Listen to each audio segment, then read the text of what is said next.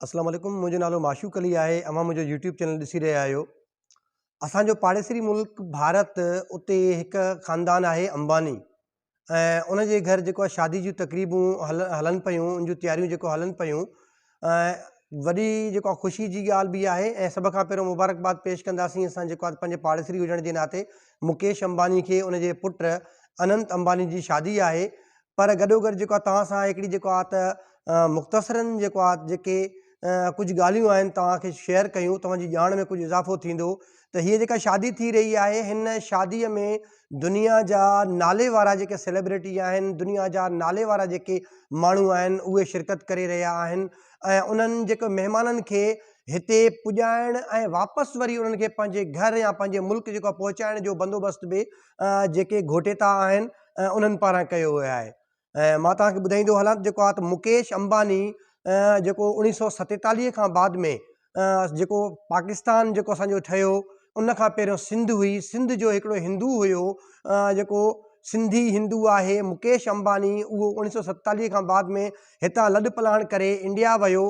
पर उन कारोबार में एतिरो त पंहिंजो नालो कमायो जो हिन वक़्तु दुनिया जे टॉप 10 जेके 10 अमीर तरीन माण्हू आहिनि, उन में जेको आहे त मुकेश अंबानी जो नालो शामिलु आहे। ऐं हू जेको पंहिंजो पुटु आहे, उनजो नंढो पुटु अथसि अनंत अंबानी, ऐं उन्हनि जी जेको शादी आहे, उन जी शादी ते जेको ख़र्चु करे पियो, ॿुधायो वञे थो त $100 मिलियन ख़र्चु करे पियो। $100 मिलियन उन जे मथां ख़र्चु करे पियो ऐं उन जे मथां ऐं सिर्फ़ु $10 मिलियन जेकी हिकिड़ी मग़रिब जी जेको हिकिड़ी जेको आहे गुलूकारा आहे रिहाना, उनखे जेको आहे त परफॉर्मेंस जे लाइ उते घुरायो वियो आहे। $10 मिलियन उनखे जेको पे कया वेंदा। उन खां अलावा जेके वॾा वॾा मेज़बान आहिनि, जेके नाला आहिनि, जेको उन में जेको नालो आहे मार्क ज़ुकरबर्ग, जेको फेसबुक ऐं इंस्टा ऐं उन खां अलावा जेको व्हाट्सएप जो जेको ओनर आहे, ऐं उन खां अलावा बिल गेट्स जेको वॾो नालो आहे जेको दुनिया में, उन खां अलावा एलोन मस्क जेको ट्विटर जो मालिक आहे, उहो आहे। ऐं उन खां अलावा वॾा वॾा नाला आहिनि ॿिया, उहे सभु जेको हिन प्रोग्राम में शिरकत करे रहिया आहिनि। पर ॾिठो वञे जेको हीअ जेका तक़रीब आहे, उहा 3 ॾींहं जारी रहंदी ऐं उन खां बाद में जेको आहे त हिन वक़्तु जेको शहर आहे जामनगर, उते जेको उनजो एयरपोर्ट आहे, उनखे जेको आहे त कुंवार जीअं सिंगारियो वियो आहे। ऐं न सिर्फ़ु इंडिया पर दुनिया भर जा वॾा वॾा नाला जेके मेज़बान तौरु जेको उन में उहो महिमान तौरु में माफ़ कजो शिरकत करे रहिया आहिनि ऐं वॾे तइदाद में जेको आहे उते माण्हुनि जी शिरकत थींदी ऐं वॾा वॾा नाला आहिनि ऐं जेके मां तव्हां सां नाला शेयर कया आहिनि, इहे इंटरनेशनल लेवल ते वॾा नाला आहिनि। उन खां अलावा हॉलीवुड ऐं बॉलीवुड जा नाले वारा अदाकार ऐं फ़नकारनि में शिरकत करे रहिया आहिनि, जंहिंमें वॾे में वॾो नालो अमिताभ बच्चन आहे, उनजी फैमिली समेत आहे। शाहरुख ख़ान पंहिंजी फैमिली समेत शिरकत करे रहियो आहे। सचिन तेंदुलकर आहे, उहो उन में जेको शिरकत करे रहियो आहे। ऐं उन खां पोइ जेको आहे त जेके मुल्क जा सियासतदान आहिनि, वॾा वॾा नाला आहिनि, उहे बि जेको इन प्रोग्राम में शिरकत करे रहिया आहिनि। ऐं हिन तक़रीब में ॿुधायो वञे थो त जेके महिमाननि जे लाइ ख़ासि तौर ते जेके हिते इंतज़ाम कया विया आहिनि, रहाइश जा इंतज़ाम कया विया आहिनि, खाधे पीते जा इंतज़ाम कया विया आहिनि। 500 डिशूं तयारु कयूं वेंदियूं पंहिंजे आयल जेको आहे महिमाननि जी ख़ातिर तवाज़न जे लाइ। 500 डिशूं, 500 खाधा। ऐं इहो बि चयो वञे थो त जेको हिकिड़ो दफ़ो जेको खाधो पेश कयो वञे, ॿीहर वरी जेको आहे उहो खाधो उन्हनि खे न ॾिनो वञे, उन खां मुख़्तलिफ़ उन्हनि खे पेश कयो वञे। ऐं हाणे ॾिसण जी ॻाल्हि इहा आहे त असांजो पाड़ेसरी मुल्क आहे, जंहिंमें आम सिंधी सवली में चवंदा आहिनि भित भित सां आहे।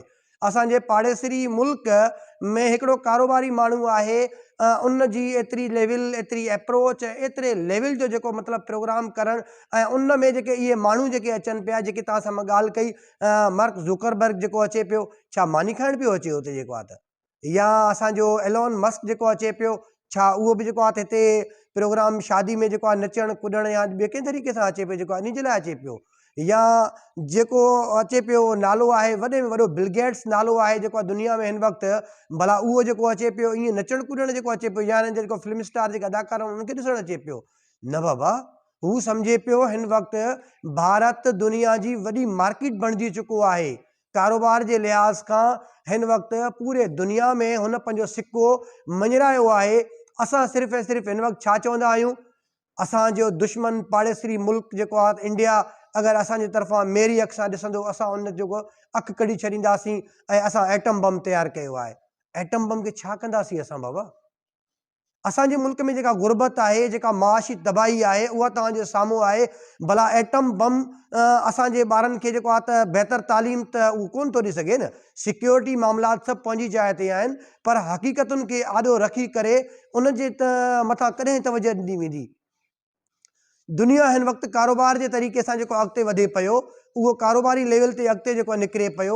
असां छा सिर्फ़ु ऐं सिर्फ़ु पाण खे सिर्फ़ु इन ख़ुशफ़हमी में रखूं त असां हिकिड़ी जेको आहे त एटमी मुल्क आहियूं, एटमी क़ुवत आहियूं, ऐं उन जे करे जेको आहे त असांजे साम्हूं दुनिया जी का बि हस्ती, को बि माण्हू या को बि मुल्क साम्हूं बीह नथो सघे।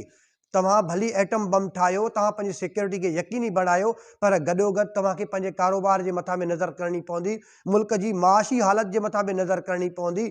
ऐं छा तव्हां सम्झो जेको आहे जेको ख़ाली हिकिड़ो जेको आहे त कारोबारी शख़्स आहे मुकेश अंबानी, उन जो जेको आहे ॿुधायो वञे थो त जेको आहे त कारोबारी जेको आहे उनजो नेटवर्क आहे 125 अरब खां बि वधीक, जेको आहे 125 अरब डॉलर, उन खां बि वधीक जेको आहे उनजो कारोबारी नेटवर्क आहे। असां वटि आहे को अहिड़ो कारोबारी? असां वटि कारोबारी न हूंदो। करप्शन में जेके असां वटि जेके हिते सियासी माण्हू आहिनि, सियासतदान आहिनि, ऐं उन्हनि करप्शन में इन खां वधीक पैसो जमा कयो हूंदो, इन में को बि शक कोन आहे। असांजे मुल्क में छा आहे? असांजे मुल्क में सिर्फ़ु विढ़ांद आहे, फ़साद आहे।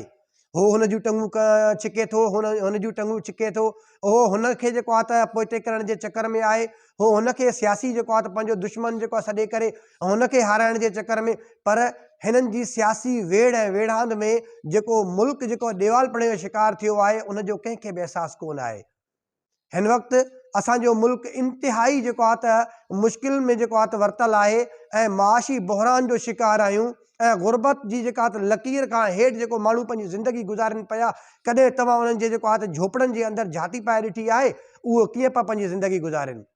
बहरहाल असांजी जेको तकलीफ़ूं, असांजी जेके मुश्किलातूं आहिनि, उहे असां सां गॾु आहिनि, ऐं इन दुआ सां जेको आहे त असांजा जेके सियासतदान जेके हिकिड़ी कुश्ती जेको आहे विढ़नि पिया पाण में, जेको आहे त हिकिड़ी विढ़ांद वारी जेका कैफ़ियत में मुब्तला आहिनि, अलाह हिन खे सम्झ ॾे।